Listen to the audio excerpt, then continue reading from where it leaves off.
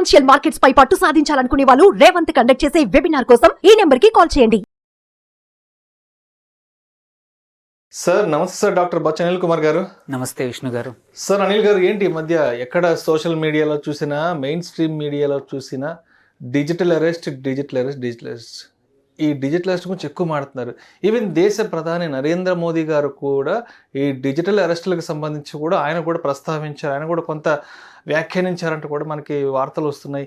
ఏంటి అసలు ఈ డిజిటల్ అరెస్టులు అంటే ఏంటి, దీని గురించి ప్రధాని నరేంద్ర మోడీ గారు కూడా ఎందుకు మాట్లాడారు అసలు? సో మొన్న ప్రధాని మోడీ ఆదివారం రోజు మన్ కీ బాత్లో ఈ విషయం చెప్పారు.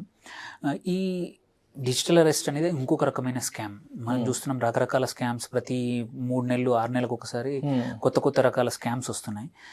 అందులో ఈ మెథడ్ ఒకటి అనమాట. ఏంటంటే ఈ డిజిటల్ అరెస్ట్ అనేది అవతల వైపు నుంచి ఏదో పోలీస్ అధికారిని కానీ, లేకపోతే నార్కోటిక్స్ అధికారి అని కానీ, లేదంటే ఎక్సైజ్ డిపార్ట్మెంటే అనుకోండి, ఇలాంటివి చెప్పేసి ఆర్ ఇమ్మిగ్రేషన్ డిపార్ట్మెంట్ అని ఏదో ఒక రకంగా పోస్టల్ డిపార్ట్మెంట్లో మీ పార్సల్లో డ్రగ్స్ ఉన్నాయి ఇట్లాంటివి చెప్పి మనకి వీడియో కాల్ చేసేసి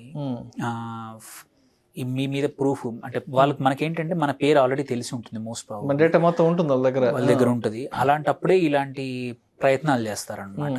సో వీడియో కాల్ ద్వారా మనం చేసేసి మిమ్మల్ని డిజిటల్ అరెస్ట్ చేస్తున్నాము, మీ అసెట్స్ అన్ని చేస్తున్నాము, మీద ఎఫ్ఐఆర్ రాబోతోంది అని భయపెడతారనమాట. ఇది కూడా ఏంటంటే అందరూ దీనికి ఫాలో అవ్వకపోవచ్చు, అందరూ లొంగిపోకపోవచ్చు. చాలా మంది కామన్ సెన్స్ ఉపయోగించేసి కొన్ని ప్రశ్నలు అడిగి కొన్ని ధైర్యంగా మాట్లాడి చేయొచ్చు. బట్ వీళ్ళు కూడా ఎవరైతే మోసగాళ్ళు అయితే ఎవరైతే ఉన్నారో వాళ్ళు కూడా తెలిమిరిపోయినారు.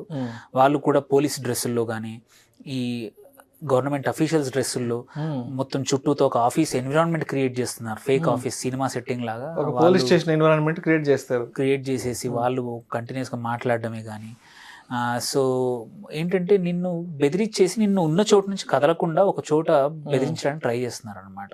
ఆర్ మీ ఫ్యామిలీ మెంబర్స్ అరెస్ట్ అయ్యారను, మీ ఫ్యామిలీ మెంబర్స్ ఇట్లాంటి క్రైమ్లో ఉన్నారు, మీరు ఇప్పుడు డబ్బులు ఇమ్మీడియట్గా ఉన్న పనానా పంపకపోతే మిమ్మల్ని ఎఫ్ఐఆర్ చేస్తాము, ఆర్ మీ ఫ్యామిలీ మెంబర్ని అరెస్ట్ చేశాము, వాళ్ళని కోర్టుకు పంపిస్తాము, లేకపోతే ఏదో రకంగా భయపెడుతున్నారు అనమాట. భయపెట్టేసి ఎంత దొరికితే అంత డబ్బులు లాగేసుకుంటా ఉన్నారు. అండ్ నిన్న మోడీ గారు చెప్పిన విషయం ఏంటంటే ఇండియన్ క్రిమినల్ ప్రొసీజర్లో ఎక్కడ కూడా, ఐపీసీలో ఎక్కడ కూడా డిజిటల్ అరెస్ట్ అనే కాన్సెప్టే లేదు. ఏ పోలీస్ అధికారి ఇండియాలో ఏ రాష్ట్రం నుంచి కానీ, ఎటువంటి పోలీస్, అది నార్కోటిక్సే కానీ ఏదైనా సరే, ఎటువంటి వాళ్ళైనా సరే డిజిటల్ అరెస్ట్ అనే కాన్సెప్ట్ అనేది లేనే లేదు. ఎవరైనా డిజిటల్గా మిమ్మల్ని అరెస్ట్ చేస్తున్నామంటే అది ఫేక్ అని డైరెక్ట్గా నమ్మేయడమే. ఎవరైనా సరే పోలీసులు మీ మీద ఏదైనా ఇబ్బంది కానీ ఏదైనా ఉందనుకోండి, ఫోన్లో మాట్లాడినా లోకల్ పోలీస్ స్టేషన్ ద్వారా మిమ్మల్ని అప్రోచ్ చేసి వాళ్ళు వచ్చి మాట్లాడతారు తప్ప ఇట్లా ఫోన్లో వీడియో కాల్లో కేసు ఫైల్ అయింది అనేది కాన్సెప్ట్ అసలు ఒక 2 లక్షలు పంపించండి, 3 లక్షలు పంపించండి, ఇలాంటివి వచ్చినప్పుడు అసలు ఫోన్ పెట్టేసేయడం బెటర్, ఉత్తమం. ఆ నంబర్ని బ్లాక్ చేయడం మంచిది. అంతే తప్ప వాటికి లొంగిపోయి ఏదో జరుగుద్ది అని భయపడడం కన్నా ఇంకొక పని చేయొచ్చు. ఏంటంటే ఇదంతా మీరు మీ స్క్రీన్లో రికార్డింగ్ ఉంటే అది రికార్డింగ్ చేయండి, ఇంకో ఫోన్ ఉంటే చేయండి తప్ప భయపడాల్సిన అవసరం లేదు. చేసేసి మనకి లోకల్ పోలీస్ స్టేషన్ అవ్వచ్చు, లేదంటే వెబ్సైట్లో కూడా cybercrime.gov.in అని ఉంది. అక్కడ మనము ఏదైతే నంబర్ నుంచి కాల్ వచ్చిందో, యూజువల్లీ ఈ నంబర్స్ కూడా ఇండియాలో కొంచెం టైట్ అవుతుంది కాబట్టి నంబర్స్ +87 నుంచి +97 అని వేరే కంట్రీ నుంచి వస్తున్నాయి నంబర్స్, ఆర్ వాట్సాప్ కాల్ ద్వారా వస్తున్నాయి. సో వీటి ద్వారా వచ్చే నంబర్లను మనకు తెలిసిన వ్యక్తులు ఎవరు బయట లేరనుకోండి, ఆ నంబర్ వచ్చే కాల్స్ ఎత్తకండి. ఫస్ట్ థింగ్, ఎత్తినా కానీ మీరు మన చాలా ఫోన్లలో ఇప్పుడు బై డిఫాల్ట్ రికార్డింగ్ ఆప్షన్ వచ్చేసింది. ఆ రికార్డింగ్ ఆప్షన్ మొదలు పెట్టేయండి. ఎవరు చేస్తున్నారు, ఏ నంబర్ నుంచి వస్తుంది అంతా చేయండి. కానీ భయపడాల్సిన అవసరం లేదు. ఎందుకంటే ఎటువంటి పోలీస్ అధికారి ఇండియాలో ఎవరికి కూడా డిజిటల్ అరెస్ట్ అనే కాన్సెప్ట్ అనేది లేనే లేదు. ఓకే, ఏదైనా ఉంది అంటే లోకల్ పోలీస్ స్టేషన్ ద్వారా మిమ్మల్ని అప్రోచ్ అవ్వాలి, మిమ్మల్ని అరెస్ట్ చేయాలి, ఆర్ మీరు తప్పు చేస్తే మిమ్మల్ని ఎంక్వైరీ చేయాలి తప్పించి ఇట్లాంటి డిజిటల్గా చేసే కాన్సెప్ట్ లేనే లేదనమాట. సో ఇలాంటి స్కామ్లు అదే కాదు, ఈవెన్ ఇప్పుడు ట్రాయ్ ద్వారా మీ ఫోన్ కట్ అవ్వబోతోంది, ఆర్ మీ మీ యొక్క పాన్ కార్డు, మీ యొక్క ఇన్ఫర్మేషన్ ఒక క్రిమినల్ ప్రొసీజర్లో డ్రగ్స్ దాంట్లో కానీ లేదంటే ఏదైనా దాంట్లో వచ్చింది, మీ నంబర్ వచ్చింది, మీ బ్యాంక్ అకౌంట్ వచ్చింది అందులో అని. మోస్ట్ ప్రాబ్లీ అలా ఏంటంటే మన బ్యాంక్ నంబర్, అకౌంట్ నంబర్ వాడికి తెలిసి ఉంటుంది. అది కూడా నిజం చెప్పేస్తే మనం భయపడతాం. అరే వాడు మన డేటా అంతా పక్కన పెట్టుకొని మనకు కాల్ చేసి ఫాలోఅప్ లో ఉంటాడు. బ్యాంక్ నుంచి కానీ ఎక్కడి నుంచి అయినా వాళ్ళు ఇల్లీగల్గా డేటా పొంది ఉంటారు. దాన్ని పెట్టుకొని వాళ్ళ ప్రయత్నం ఓన్లీ రోజంతా ట్రై చేస్తూనే ఉంటారు.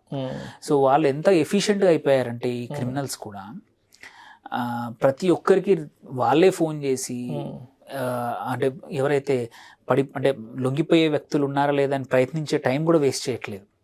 దాని బదులు ఆటోమేటెడ్ మెసేజెస్ పంపిస్తున్నారు. సో కాల్ వస్తుంది, మీ నంబరు 2 గంటల్లో బ్లాక్ అయిపోతుంది, ఆర్ మీ నంబరు ఇటువంటి ఏమంటారు డ్రగ్స్ దాంట్లో పట్టుబడింది, మీ నంబరు ఇన్వాల్వ్ అయ్యింది, మీ బ్యాంక్ అకౌంట్ నెంబర్ ఇన్వాల్వ్ అయ్యింది, మిమ్మల్ని సో మీ గురించి అది తెలుసుకోవాలంటే నంబర్ 1 డయల్ చేయండి, ఆ నంబర్ 9 నొక్కండి అంట. నొక్కితే అప్పుడు అవతల వ్యక్తి ఒక అధికారిలాగా మాట్లాడి నిన్ను బెదిరించడానికి ట్రై చేస్తాడు అనమాట.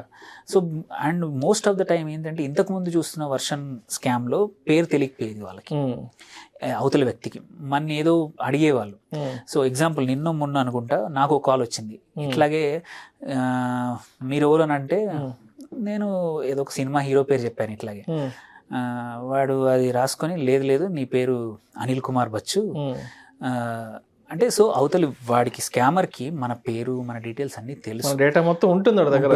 సో అలాంటప్పుడు ఎంగేజ్ చేసి టైం వేస్ట్ చేసుకోవడం కన్నా ఆ నంబర్ రికార్డ్ చేసి ఆ వాడి వాయిస్ రికార్డ్ చేసి మనము సైబర్ క్రైమ్ కంప్లైంట్ చేస్తే ఏంటంటే అట్లీస్ట్ ఆ నంబర్స్ బ్లాక్ అవుతూ ఉంటాయి. ఈవెన్చువల్లీ వాళ్ళకి ఈ స్కామ్ చేయడం అనేది డిఫికల్ట్ అవుతుంది. మెయిన్ కింగ్ పిన్స్ దొరుకుతారో లేదో కానీ బట్ డిఫికల్టీ మాత్రం పెరుగుతూ ఉంది. సో ఈ స్కామ్ గురించి భయపడాల్సిన అవసరం లేదు. మనము ఎవరైనా డిజిటల్ అరెస్ట్ కానీ మిమ్మల్ని అరెస్ట్ చేస్తున్నాము ఇక్కడ నుంచి మీ వాళ్ళు ఇక్కడ అరెస్ట్ అయ్యారంటే నమ్మడం ఉత్తమం కాదు.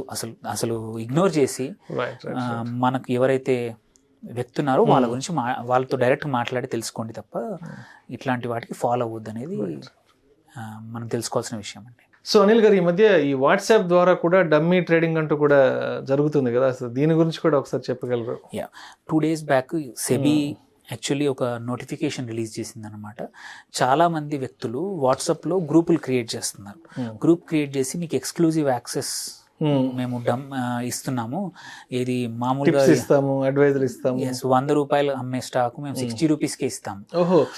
ఓకే స్టాక్ ప్రైస్ కూడా వీళ్ళు డిసైడ్ చేస్తారు ఎంత అమ్ముతామో కూడా.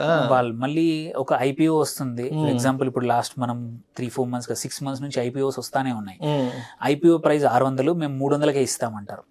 ఇది ఏంటంటే మా ఇన్స్టిట్యూషనల్ ప్రైజింగ్ మేము ముందే కొని పెట్టుకున్నాము మీరు అని చెప్పేసేసి నమ్మే వాళ్ళు ఉంటారు, నమ్మని వాళ్ళు ఉన్నా కానీ ఏం చేస్తున్నారంటే మీకంటూ ఒక డమ్మీ యాప్ ఇచ్చేస్తున్నారు. ఇదే మీ డిమాట్ అకౌంట్ అని అంటున్నారు. అందులో ఆ కంపెనీ యొక్క షేర్లు అన్నట్టు డిజిటల్ గా అన్ని డమ్మీ కాబట్టి ఏవైనా చేసుకోవచ్చు. అలా చేసేసి అది అడ్వైజ్ ఇచ్చినట్టు డబ్బుల్ని కూడా మామూలుగా అయితే మనం డిమాట్ మన ద్వారా కొంటే మనం యూజువల్లీ ఆ స్టాక్ బ్రోకింగ్ కంపెనీకి పే చేస్తాము, లేదంటే క్లియరింగ్ కార్పొరేషన్ పే చేయడము వాటికి ఉంటుంది. నువ్వు ఎటువంటి వ్యక్తులకు కానీ ఎటువంటి కంపెనీలకు పే చేయవు డబ్బులు. నీకు కంపల్సరీ ఇండియాలో స్టాక్స్ కొనాలంటే ప్రాపర్గా ఒక డీమ్యాట్ అకౌంట్ ఉండాలా, ఆ డీమ్యాట్ అకౌంట్కి ఒక డిపి ఐడి ఉండాలా, నువ్వు ఒక బ్రోకర్తో కానీ లేదంటే ఒక డీమ్యాట్ కంపెనీ పేరున్న కంపెనీ ద్వారా స్టాక్స్ కొనడమే తప్పించి ఎటువంటి వేరే మార్గాలు లేవు అనేది ఈ యొక్క సారాంశం అనమాట. ఎవరు ఇలాంటి వాట్సాప్ ద్వారా ఎవరు చేయడం అనేది నమ్మద్దు. అది ఓన్లీ స్కామ్. ఇట్లాంటి డమ్మీ వెబ్సైటే కానీ డమ్మీ యాప్స్ కానీ ఎవరైతే జనరల్గా ప్రాక్టీస్ కోసం యూజ్ చేసే టూల్స్ని వీళ్ళు వాడేసి కోట్లు నా క్లయింట్ నాకు లాస్ట్ టైం ఒకసారి కూడా కాల్స్ వచ్చాయి, 30, 40, 50 లక్షలు పొడగొట్టుకున్నారు. ఎందుకంటే వాళ్ళకి ఏంటంటే వాళ్ళ కంట్రోల్లో ఉండిపోతారు. సార్ బయట 300 రూపాయలకు వచ్చేది నాకు 200 రూపాయలకు వచ్చింది, నాకు ప్రాఫిట్ కనబడుతుంది, ఇంకో 5 లక్షలు వేస్తే మొత్తం విత్డ్రా చేయొచ్చు అని చెప్పారంట. అలాంటిది ఏమి ఉండదు, కండిషన్ ఏమి ఉండదు. స్టాక్స్ అనేది అన్కండిషనల్గా అమ్ముకోవడం కొనడం ఉంటుంది అనమాట. సో ఇట్లాంటి స్కామ్స్కి పడిపోవద్దు. తొందరగా క్విక్గా రీచ్ అవ్వడం పని లేదు. తొందరగా ఎవరు ధనవంతులు కాలేరు స్టాక్స్ ద్వారా. మీరు సొంతంగా కష్టపడి కొంచెం రీసెర్చ్ చేసి తప్ప, ఆర్ అడ్వైజర్ని ఫాలో అవ్వడం తప్ప, ఇట్లాంటి ఫేక్ వాట్సాప్ గ్రూపులు, డమ్మీ యాప్ల ద్వారా మాత్రం నష్టపోయేదే తప్ప లాభం మాత్రం మీరు అస్సలు పొందలేరు అనమాట. Thank you sir, thank you so much Anil garu. Thank you అండి.